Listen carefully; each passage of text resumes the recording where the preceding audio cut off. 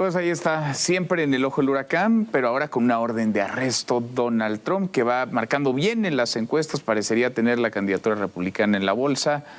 Y frente a Joe Biden, pues frente a Joe Biden cualquier cosa puede suceder, porque es un presidente que no es popular, que no tiene altos índices de aprobación. Esra Chabot, ¿cómo te va? ¿Cómo estás? Buenas noches. Muy buenas noches. Fausto Pretelín, Fausto, ¿cómo te va? Muy buenas noches, Ricardo. Rafael, Ricardo, ¿cómo estás? ¿Cómo estás, Esra? Manuel. Muy buenas noches. Gracias a los tres por estar acá. A ver, ya poco nos puede sorprender de lo que ocurre con la persona de Donald Trump, pero ahora tiene órdenes de arresto. Tiene una orden de arresto y si no se presenta, pues lo van a ir a detener, lo van a agarrar. Es que todas las otras anteriores también eran órdenes de arresto. Lo que pasaba es que aquí se trata de quizá la orden o la acusación estatal más peligrosa para él.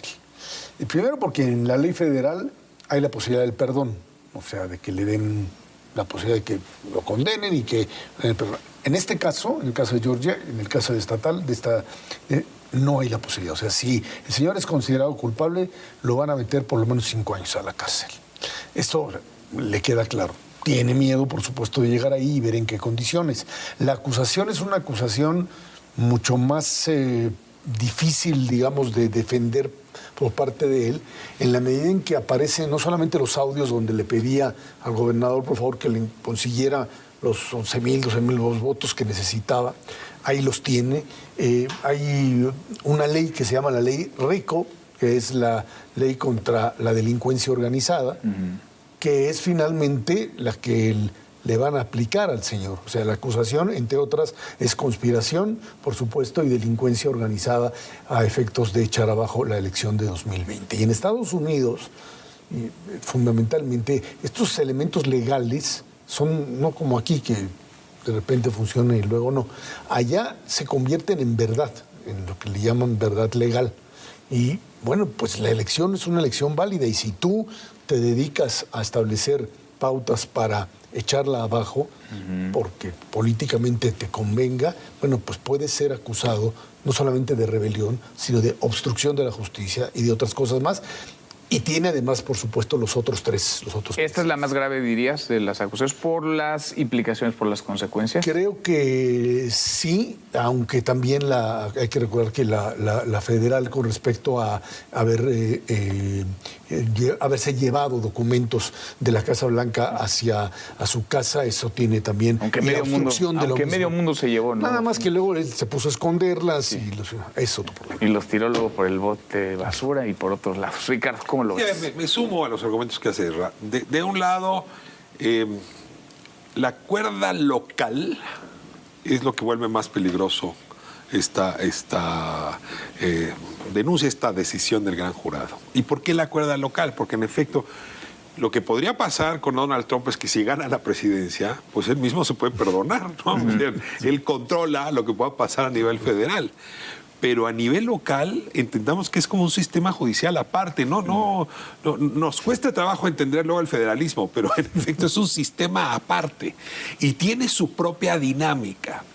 Y luego, en efecto, como decía Esra, a diferencia de los episodios anteriores, aquí la idea de que podría haber delincuencia organizada, o sea, él es uno de 18 personas que están siendo acusados. Y en ese sentido está mucho mejor armado el conjunto de pruebas y desde luego la red de vínculos que habría operado justamente para descarrilar los resultados del 20. Ahora, también hay que decir que en Estados Unidos el gran jurado opera con estándares de prueba muy bajitos.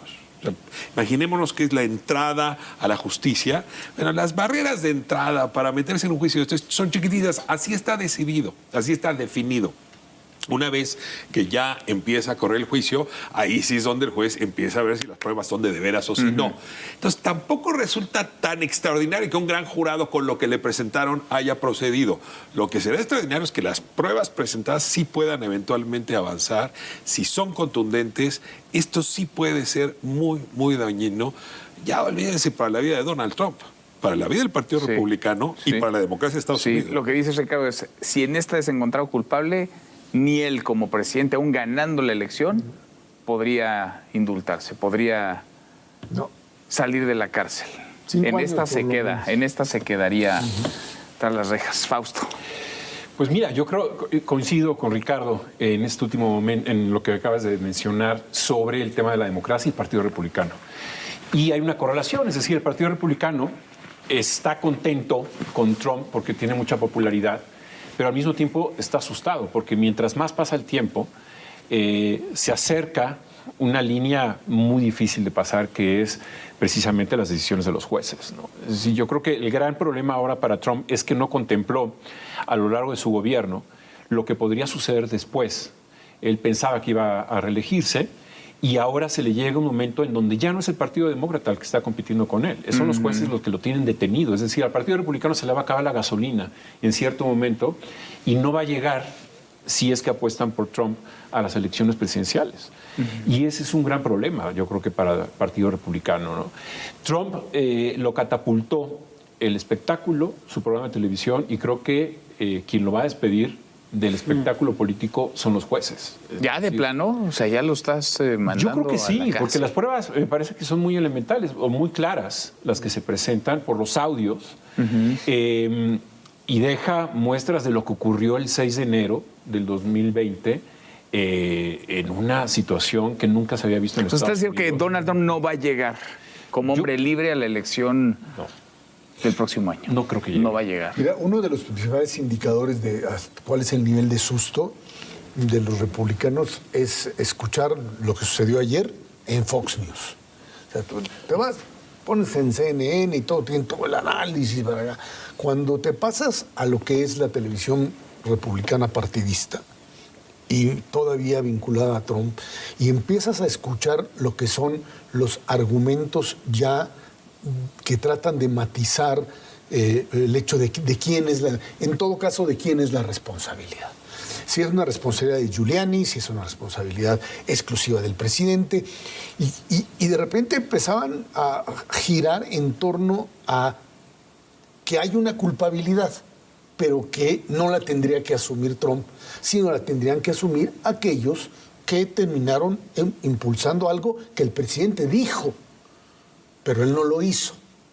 O sea, darle la vuelta al tema, pero analizando de fondo, y creo que esto es muy importante, el hecho de que por primera vez los voceros empiezan a dudar de la inocencia de todos los que están ahí presentes. Tratan de defender al presidente, es cierto, al expresidente, pero lo que les queda claro es que se cometieron delitos. Y este elemento tan claro de oír a Trump pidiendo votos y hablando públicamente. Eso sería en enero, suficiente.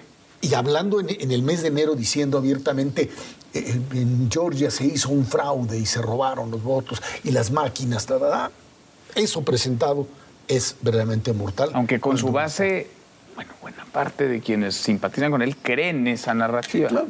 Creen esa mentira que él ha repetido una y otra vez. Y ahora, ese es el otro elemento, ¿no? ¿Qué va a pasar con su base? ¿No? Porque lo que veíamos a propósito de los análisis que hacía el New York Times es que conforme se le ha perseguido, más se le persigue, más donativos recibe. Es decir, Sí. ¿no? Es un llamado a apoyar a su líder económicamente.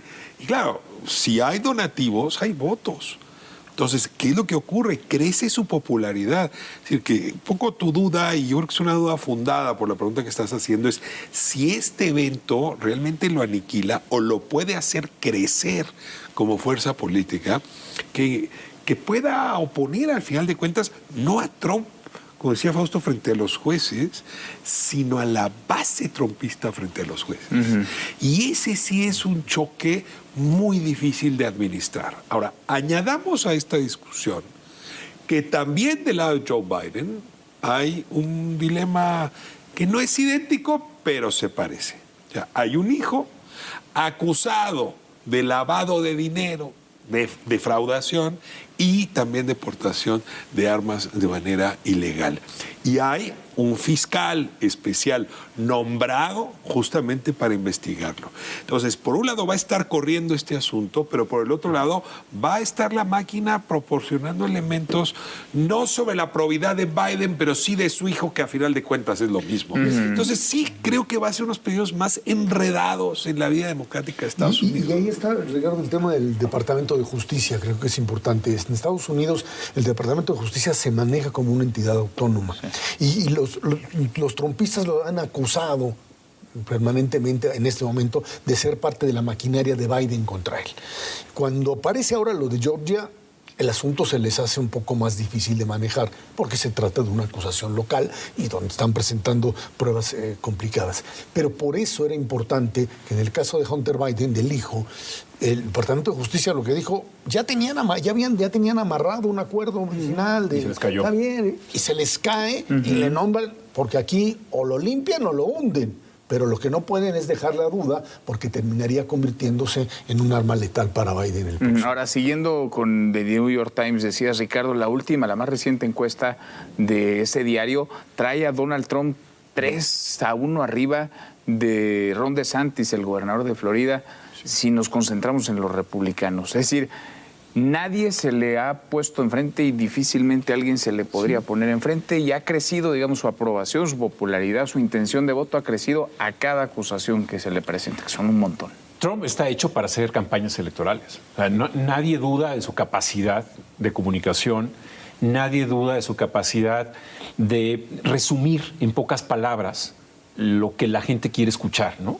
Es un poco en Argentina de Milei, que simplemente mencionó 2 palabras o articuló su campaña con 2 palabras, dolarización y casta. Yo pensé que iba a decir viva la libertad, carajo. Que era lo único que quería decir. Sí.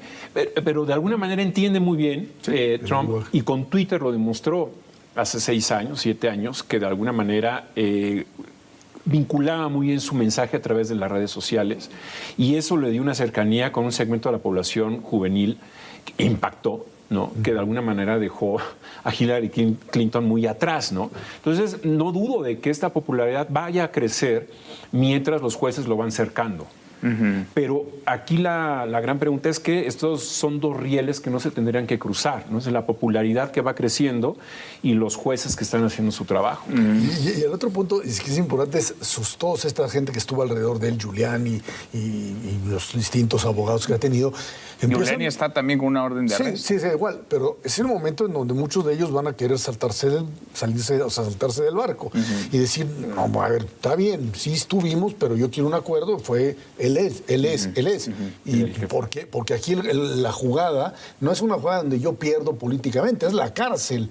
Y en ese sentido sí estarían muchos de ellos ya con la posibilidad real de ser encarcelado, de dejar a su suerte electoral. Ahora, decían, la justicia, digamos, y la política o el calendario electoral corren en carriles separados en Estados Unidos de manera independiente, pero ¿en serio es de manera independiente o los tiempos se van a alinear? Imagínense, es un escenario posible, ¿no?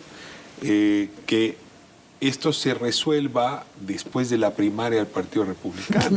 Es que es muy caro. Lo dices muy bien. DeSantis va muy atrás. Y el Partido Republicano parece que no tiene ni otra carta. O sea, ya se movió demasiado el pandero y no surge otra carta y DeSantis no despega. Vamos a suponer que gana Trump la primaria, que ya tienen un puntero y en ese momento viene una sentencia condenatoria. El daño es para el Partido Republicano, de esa cómo se levanta. Ahora, esto llevaría a los líderes republicanos a hacer un cálculo desde ahora de si vale la pena ir hasta el final con Trump, ¿no? Que es un poco lo que está surgiendo Fausto. Si no tendrá sentido ponerle más leña a DeSantis o ir a buscar a alguien más, ¿no? Aquí tenemos a Xochitl Gálvez, a lo mejor se las podemos mandar, que apareció de la nada. Sí. Lo que pasa es que es muy difícil que la política estadounidense aparezca de pronto una candidata de ese tipo. Ahora, esto está favoreciendo a Biden. Yo dices, Biden no tiene mucha popularidad. A ver, los números del New York Times, lo que te dicen es que están empatados. Con igual posibilidad de ganar la presidencia. Pero tiene muy, digamos, baja aprobación. Vaya, no es un presidente taquillero popular. Trump, DeSantis no levanta. Esta es una candidatura que se va a llevar Joe Biden. Es que la acusación contra Trump lo apoya, lo hace crecer hasta en tanto no termina cortándole la cabeza. Ahora sí que Y digas... creo que en ese sentido lo que Fausto dice es vital. Esto último, Sí. jugando con el otro demás, la justicia norteamericana ya supo, porque además Trump los amenazó y les dijo, voy sobre ustedes. Pero entonces, ¿están Espérense, administrando voy sobre la justicia? ustedes. Lo que Porque pasa es así que digas rápida y expedita no ha sido en este caso. Como que va a ser mucha coincidencia que se alinee con el calendario electoral. No, el que está pateando el bote para adelante es Trump, que dice, no, los juicios hasta el año que entre y después, para que pueda él finalmente afianzar el poder.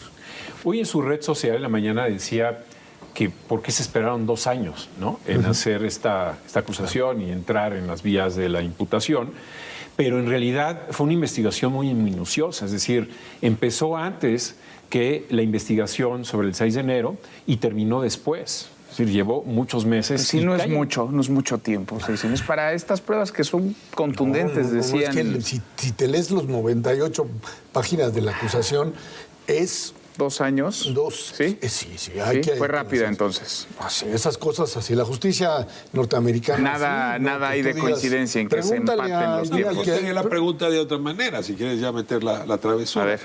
Si no se hubiese presentado para la reelección, ¿igual se habría procedido con eso? Sí. ¿Igual de relevante sería esta acusación? Tenía mucho daño causado y la justicia norteamericana estaba muy en posibilidad de meterlo a la cárcel. Y tardan mucho, pregúntale al amigo nuestro que está ahí entancado. ¿Amigo nuestro? ¿El Chapo Guzmán o de quién estás hablando? Del Chapo. No, yo no tengo amigos allá. Bueno. No, el Chapo y los demás, pues, ¿cuánto tardaron sus juicios, no? Sí. Pues sí. Quizás se empataron algunos segundos, ¿no?, el reloj. ¿Sí? Nada más. Es que uno es mal pensado. Ezra, gracias, muchas gracias. Fausto, gracias, muchas gracias. Ricardo, hasta mañana. Pásela muy bien.